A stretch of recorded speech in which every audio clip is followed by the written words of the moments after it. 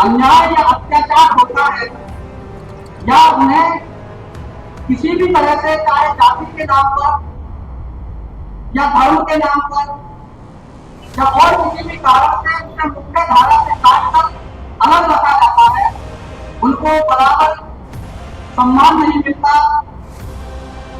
उस व्यवस्था को बदलने के लिए जो जरूरत पड़ती है वो सामाजिक न्याय। पूरे सामाजिक न्याय के कार्यक्रम में उपस्थित हुए हैं।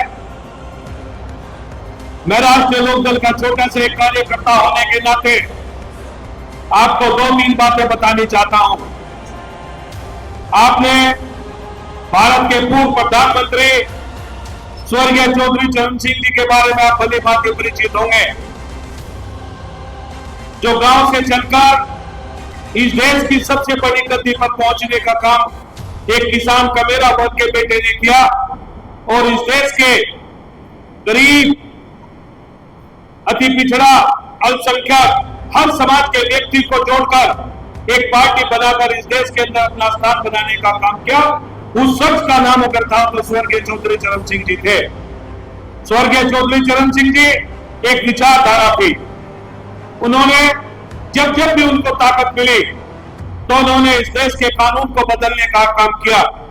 वो जानते थे कि गांव में रहने वाला व्यक्ति किस तरह से अपना जीवन यापन करता है। वो हर समाज के व्यक्ति के लिए उन्होंने काम किया। चौधरी चरण सिंह जी जब भी देश के अंदर भ्रमण करते थे तो उनकी कोई जाति नहीं थी। वो जिस भी प्रदेश में जाते थे हर घर में उनका फोटो लगा मिलता था।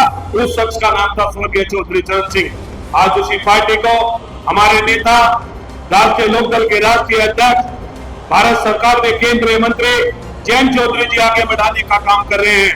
मैं बधाई देना चाहता हूं अपने नेता को।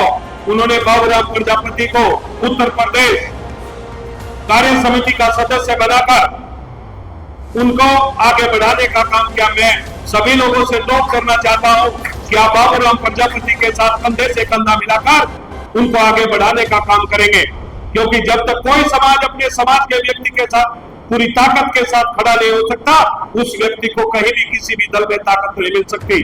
तो मैं अनुरोध करना चाहता हूं, विनती करना चाहता हूं आपसे, आप बाबूराम प्रजापति के साथ कंधे से कंधा मिलाकर खड़े हो जाओ और राष्ट्रीय लोकदल की आवाज मिलकर बाबूराम प्रजापति को इस विधानसभा में भेजने का काम करो, इस पार्लियामेंट में भेजने का काम करो और इस देश की राजनीति में उनका एक स्थान बनाने का काम आप लोग करें।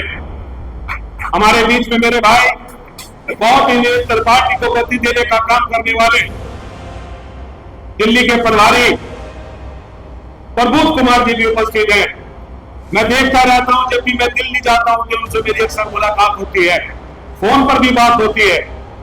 वो निरंतर सभी समाज के लोगों को पार्टी से जोड़कर पार्टी को आगे बढ़ाने का काम करते हैं।